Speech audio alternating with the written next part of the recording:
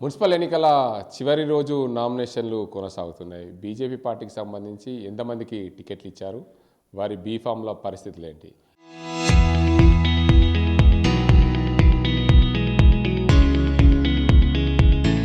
ఇప్పటికే మున్సిపల్ ఎన్నికలు చివరి రోజు కావడంతో అభ్యర్థులు తమ నో డ్యూ సర్టిఫికెట్ల కోసం మున్సిపల్ కార్యాలయాల చుట్టూ తిరుగుతున్న పరిస్థితి ఉంది. గందరగోళ పరిస్థితుల మధ్య నామినేషన్లు కొనసాగుతున్నాయి. దీనికి అంతటికి సంబంధించి బీజేపీ పార్టీ జిల్లా అధ్యక్షుడు దినేష్ కులచారి ఉన్నారు. వారు సార్ చెప్పండి, ప్రధానంగా ఏదైతే మున్సిపల్ ఎన్నికలు అనగానే ప్రతి ఒక్కరు పోటీ చేసేందుకు ఉర్రూతలవుతుంటారు. ప్రతి ఒక్కరికి కూడా మున్సిపల్ శాఖ నుండి న్యూ డ్యూ సర్టిఫికేట్ కావాల్సిన అవసరం ఉంది. ఇప్పటికే 2 రోజులు గడిచిపోయింది. 3వ రోజు చివరి రోజు నామినేషన్ల కోసం క్యూలు కడుతున్న పరిస్థితులు ఉన్నాయి. మీరేమంటారు దానిపైన? అంటే ప్రభుత్వము ఎన్నికలకు చాలా రోజుల నుంచి ఎక్సైజ్ చేస్తున్నా కానీ వారు తీసుకున్న నిర్ణయంతో న్యూ డ్యూ సర్టిఫికేట్ దాని మీద చాలా ఇళ్లకు ట్యాక్సులు, నల్లలు ఎప్పుడో 20 ఏళ్ళ కింద పోయిన నల్ల ట్యాక్సులు అన్నీ బయటపడడం, అవన్నిటికీ డబ్బులు కట్టి వాళ్ళందరూ కూడా ఇచ్చేయడం అనే దాంతో చాలా ఇబ్బంది ఎదుర్కొంటున్నారు అభ్యర్థులు, రాజకీయ పార్టీలు కూడా. కానీ ఇవాళ ఉన్న రాజకీయ పరిస్థితుల్లో, ఎందుకంటే మున్సిపల్ స్థానిక సంస్థలు బతికేది ట్యాక్స్ల మీదనే, అలాంటి ట్యాక్సెస్ డ్యూ చాలా దగ్గర ఉన్నాయి. ఆ డ్యూస్ అన్నీ కూడా క్లియర్ చేసుకొని అందరూ కూడా నో డ్యూ సర్టిఫికేట్ తీసుకొని నామినేషన్ చేసుకుంటారు. అధికారులకు కొంచెం స్టాఫ్స్ని పెంచి, రెవెన్యూ స్టాఫ్ని పెంచుంటే బాగుండేది. విపరీతంగా ఒక్కొక్క దగ్గర లైన్లు చూస్తుంటే ఒక్క డ్యూ సర్టిఫికేట్ తీసుకునేందుకు రాత్రి మొత్తం తెల్లందాక నిన్న నైట్ అంతా కూర్చున్నామని చెప్పి చాలామంది చెప్పడం చూస్తుంటే అధికారులకు కొంచెం మంచి స్టాఫ్ను పెట్టుకొని, అనుభవం ఉన్న స్టాఫ్ను పెట్టుకొని కొంచెం ఇంకా దాన్ని సరళీకృతం చేస్తే ఇంకా బాగుండే. నగరపాలక సంస్థలో పోటీ చేసేందుకు వివిధ పార్టీల నుంచి చాలామంది ఉర్రూతలవుతున్నారు. చాలా కోట్లలో బకాయిలు ఉన్నవారు కూడా పోటీ చేస్తున్న పరిస్థితి ఉంది. ఆ కోట్లలో బకాయిలు కడితే నగరపాలక సంస్థ మరింత అభివృద్ధి చెందే అవకాశం. అలాంటి వారు కూడా పోటీ చేస్తున్నారంటే పూర్తి స్థాయిలో ట్యాక్సీలు చెల్లించారంటారా? చెల్లిస్తేనే no due certificate. No due అంటే ₹1 కూడా బాకీ లేని వాళ్ళకి ఇవ్వాలి. మా దృష్టికి కూడా వచ్చింది.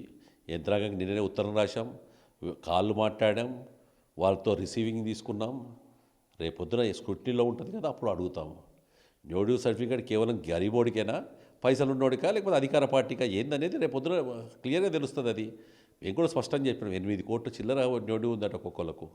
₹1 మున్సిపాలిటీకి బకాయిలు కట్టిన వాళ్ళు రేపొద్దున ప్రజలకు వచ్చి ఏమైనా సేవ చేస్తారా అని చెప్తున్నాను. అది ఆ పబ్లిసిటీ అన్న మోరు తీసినందుకో, లేకపోతే కాలువ కట్టుకునేందుకో, రోడ్ వేసినందుకో పైసలు వానికి వస్తాయి. అలాంటి పైసలను కూడా వీళ్ళు కట్టలేకపోతున్నారంటే ఒకసారి ఆలోచించుకోవాలి వాళ్ళు. ఎందుకంటే వ్యాపారం నేను కాదనను, వాళ్ళు వ్యాపారం చేసుకురు, నష్టపోయిరా, లాభం ఉందా, దాని గురించి నేను మాట్లాడను. కానీ ఎప్పుడైతే ప్రభుత్వానికి కట్టాల్సిన పన్ను కట్టలేదో అలాంటి వ్యక్తులు రాజకీయంగా నిలబడాలని ఆలోచిస్తున్నారో ఒకసారి ఆలోచించుకోవాలి వాళ్ళు.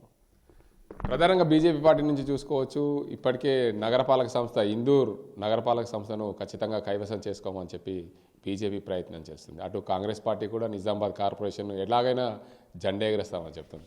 అటు కాంగ్రెస్లో నిజామాబాద్ కార్పొరేషన్ ఉంటుంది, బీజేపీ ఏమో ఇందూర్ నగరపాలక సంస్థ అని ముందుకెళ్తుంది. ఏంది మీ బీజేపీ స్టాండ్? మాది స్పష్టమైన స్టాండు. మా తాత, మా ముత్తాత తండ్రి, మా ముత్తాత తాత, మా ముత్తాత కూడా ఇందూరులో పుట్టినాం, ఇందూరులో పెరిగినాం. మా ప్రాంతం ఇది. మేము ఇక్కడ పుట్టాం కాబట్టి మేము పేరు పెట్టుకుంటున్నాం. మేము ఎవడో బయటకేదో వచ్చినోడు పేరు పెట్టుకుంటలేము. ముఖ్యంగా రజాకారులు మా పిల్లలు, చిన్న పిల్లలను కత్తులతోని 2 ముక్కలు చేసిన వాళ్ళు ఉన్నారు. మా ఆడపిల్లల మానభంగాలు చేసిన వాళ్ళు ఉన్నారు. మా ఆస్తులు దోసుకున్న వాళ్ళు ఉన్నారు. మా మానపానాలు దోసుకున్న అలాంటి రజాకారుల పేరు మీద ఉండే నిజాం అనేది మాకెప్పటికి కూడా అది ఆమోదకం కాదు. ఇప్పటికీ నా బంజారా బిడ్డలు, నా లంబాడ బిడ్డలు ఊర్లకి వచ్చిన వాళ్ళు, తాండాలకి వచ్చిన వాళ్ళు ఏమంటారు? యాడికోతున్నాం అంటే ఇందూరు పోతున్నా అంటారు. నా ఊర్లోకి వచ్చే మా ఆయి కానీ మా వీళ్ళు కానీ యాడికోతున్నారు ఇందూరు పోతున్నాం అంటారు. ఇది ఇందూరు అనేది శాశ్వతము. ఎవడో నిజాం అని పెట్టుకుంటే నిజాం పాలన మాకు అది లేదు. నేను కాంగ్రెస్ వాళ్ళకి కూడా అడుగుతున్నాను, నేను స్పష్టంగా అడుగుతున్నాను. కాంగ్రెస్ పార్టీ నాయకుడు మహేష్ కుమార్ కూడా మాట్లాడతాడు, పెద్దగా మాట్లాడుతున్నాడు. నేను మహేష్ భాయ్ నీకు ఒకటే విజ్ఞప్తి చేస్తున్నా, మేము ఇందూరు అంటున్నాం. మీ తాత ఏమనేటోడు ఒకసారి అడుగు, మీ తండ్రి ఏమనేటోడు ఒకసారి అడుగు. నీ భీమ్గల్లో రహత్ నగర్ దగ్గర మీ ఊరోళ్ళు ఈ ఊరిని ఏమని పిలిచేటోళ్ళు. మరి ఇయ్యాల నీకు అభివృద్ధి అంటున్నావు, చర్చకురా, బహిరంగ చర్చకురా. ఆర్టీవీలోనే చర్చిద్దాందా? నీ పార్టీ నుంచి ఎవరైనా పంపి. మోడీ గారు వచ్చిన ఈ 11 సంవత్సరాలు 12 సంవత్సరాల మధ్యలో ఏం చేశాం ఇందూరు నగరానికి అని మేము చెప్తాం. మా అరవింద్ గారు 7 సంవత్సరాలు దగ్గర పార్లమెంట్ సభ్యుడిగా ఏం చేసినో మేము చెప్తాం. మీరు 2 సంవత్సరాలు ఏం చేశారు? టీఆర్ఎస్ వాళ్ళు కూడా రమ్మంటున్నారు, రండి. కానీ అంతేగాని ముస్లిం వాళ్ళ దగ్గరకు ఏమో అక్కడ నిలబెట్టే చేత కాదు, మైనార్టీ వాళ్ళేమో పతంకిచ్చేస్తారు. నేను నిజంగా చెప్తున్నా, మీరు నిజంగా కార్పొరేషన్లు నిలబడాలనుకుంటే మైనార్టీలో, ఎందుకంటే మీరు నిజామాబాదు అని చెప్పుకుంటున్నారు కదా, మైనార్టీలో మీకు ఓట్లు వేస్తారా? మైనార్టీలో మీరు మెజార్టీ సీట్లు తెచ్చుకుంటారా? మరి మైనార్టీలో శాతగానోడు మెజార్టీలో ఏం మాట్లాడతారా భయ్? కాంగ్రెస్ నాయకులు చాలా విచిత్రంగా మాట్లాడుతున్నారు, పెద్ద పెద్దగా ఎగురుతున్నారు. నేను ఇవాళ స్పష్టంగా చెప్తున్నా, ఆడోడో ఏపీడు ఆర్మూర్ పాండు ఏం పేరు ఉంది, ఆడు బీఆర్ఎస్ వాడు, ఆడు మొన్న అంటున్నాడు, అరవింద్ గుజరాత్ పోయి పేరు మార్చు.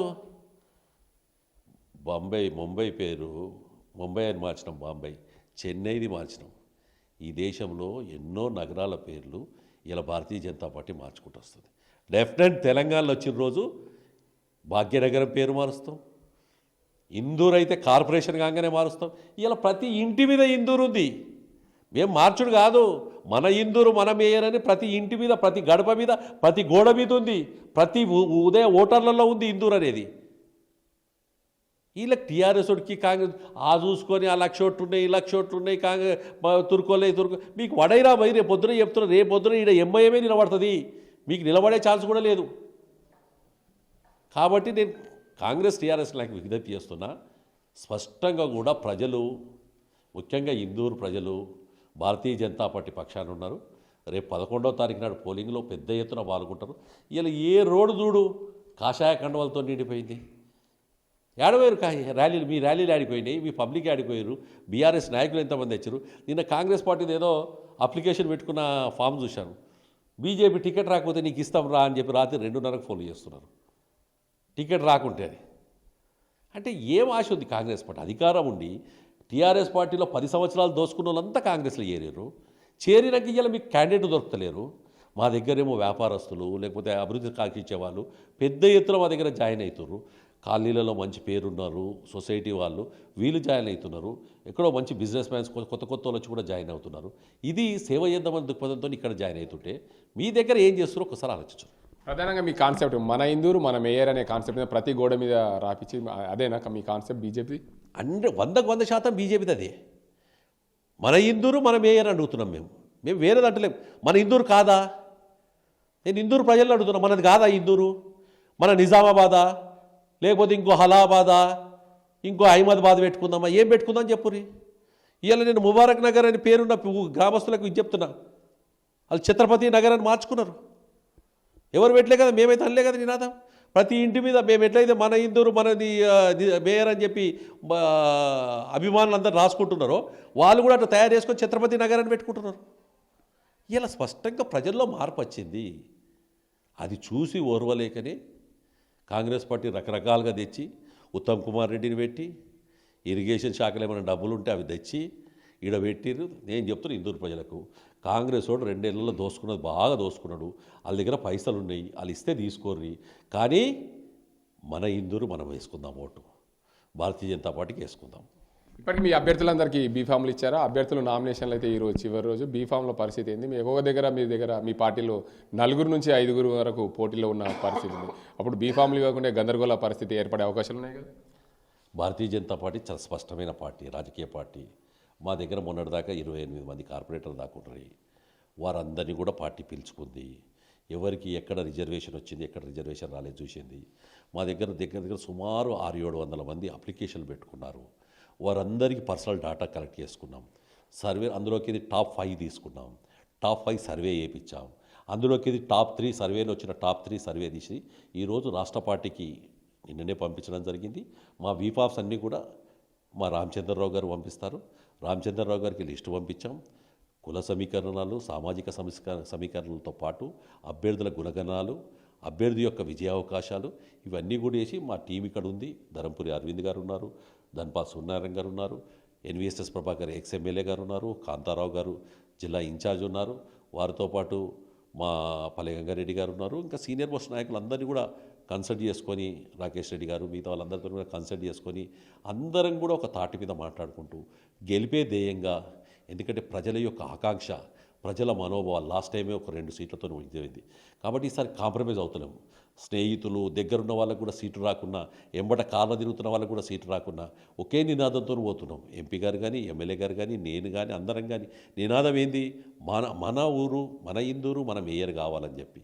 ఇది మా జీవితం యొక్క ఆశయం. కాబట్టి ఇక్కడ మన చుట్టము, లేకపోతే స్నేహితుడు, పరిచయస్తుడు, మన నమ్ముకున్నోడు, మన ఫాలోవర్ అని చూసుకుంటే పార్టీ దెబ్బతింటుందని చెప్పి ఎక్కడ కూడా కాంప్రమైజ్ కాకుండా విజయం అవకాశం ఉన్న ప్రతి ఒక్క వ్యక్తికి ఇస్తూ పార్టీ సీనియర్ నాయకుల్ని వారి యొక్క సలహా సూచనలు తీసుకొని ఎక్కడైతే గెలుస్తారో అందరి భారతీయ జనతా పార్టీ నాయకులకు అకామిడేట్ చేస్తూ కొత్త వారికి కూడా అవకాశం ఇవ్వడం జరుగుతుంది. నిజామాబాద్ నగర కార్పొరేషన్తో పాటు బోధన్, ఆర్మూర్, భీమ్గల్ మున్సిపాలిటీలు ఉన్నాయి. అక్కడ మీ పరిస్థితి ఏంటి? ఆర్మూర్లో ఈరోజు మేము చైర్మన్ కాబోతున్నాం. భీమ్గల్లో చాలా మంచి పొజిషన్ ఉన్నాం. బోధన్ 54%, 55% ముస్లిమ్స్ అయిందని చెప్పి విరువీగుతున్నారు వాళ్ళు. బోధన్లో కూడా మార్పు మొదలైంది. మీరు చూడండి, ఎన్నికల్లో మంచి రిజల్ట్తో బోధన్లో ఏదైతే కాంగ్రెస్ పార్టీ అక్కడ కనబడదు, టీఆర్ఎస్ పార్టీ అక్కడ కనబడదు. వాళ్ళు రేపొద్దున ఎన్నికలైన తర్వాత వాళ్ళ పరిస్థితి చూడండి. అక్కడ ప్రజలు చెప్తారు. తిరుగుబాటు బోధన్లో మొదలైంది. ఆర్మూర్లో 100% మా మున్సిపల్ చైర్మన్ కూర్చోబోతుంది. భీమ్గల్లో చాలా మంచి పొజిషన్లో మేము చైర్మన్గా కూర్చోబోతున్నాం. ఇది భారతీయ జనతా పార్టీ వాళ్ళు ఇంకా చాలామంది జాయిన్ అవుతున్నారు, ఇంకా వస్తున్నారు. మీరు చూస్తున్నారు, ప్రతి ఏ రోడ్డు చూసినా బీజేపీ కార్యకర్తలతో నిండుంది. కాబట్టి 100% ఇందూరుతో పాటు ఈ ఇందూరు జిల్లాలో మంచి మున్సిపాలిటీని మేము కైవసం చేసుకుంటాం. ధన్యవాదాలు. మొత్తానికి చూడొచ్చు, నిజామాబాద్ నగర కార్పొరేషన్తో పాటు ఏదైతే ఇందూరు కార్పొరేషన్ని మేము మన ఇందూరు మన మేయర్ అనే కాన్సెప్ట్తో ముందుకెళ్తున్నాం. ఇక్కడ పోటీ చేసే డివిజన్లలో పోటీ చేసే అభ్యర్థులు వారి గుణగణాలు, వారి కులగణాలు, అదేవిధంగా వారి అభివృద్ధి, వారి ర్యాంకును బట్టి టికెట్లు ఇస్తాం. మా టికెట్లన్నీ కూడా రాష్ట్ర అధ్యక్షుడు చేతుల మీదుగా బీఫామ్లు అందజేస్తాం. ఇక్కడ అన్ని సమీకరణాలు చేసి వారికి రిజర్వేషన్ల అంశాలను పరిగణనకు తీసుకొని వారికి సంబంధించిన పూర్తి స్థాయిలో ప్రతి ఒక్కరికి అన్యాయం జరగకుండా ప్రతి ఒక్కరికి న్యాయం జరిగే విధంగా టికెట్లు కేటాయింపు ఉంటుంది. బీఫామ్లు అందజేస్తాం. ఏదైతే నిజామాబాద్ నగర కార్పొరేషన్తో పాటు బోధన్, అదేవిధంగా ఆర్మూర్ని కూడా కైవసం చేసుకుంటాం. బోధన్, భీమ్గల్లో మంచి మెజార్టీ రానుంది. ఖచ్చితంగా నిజామాబాద్ జిల్లాలో బీజేపీ ఎన్నికల తర్వాత బీజేపీ ఎలా ఉంటుందో ప్రజలు చూస్తారని చెప్పి నిజామాబాద్ జిల్లా బీజేపీ అధ్యక్షుడు దినేష్ కులచారి అంటున్న పరిస్థితి ఇది. ఇక్కడ పరిస్థితి. కెమెరా సాజింతో Gangareddy, RTV Nizamabad. Download raw TV app. Media legend Ravi Prakash is back.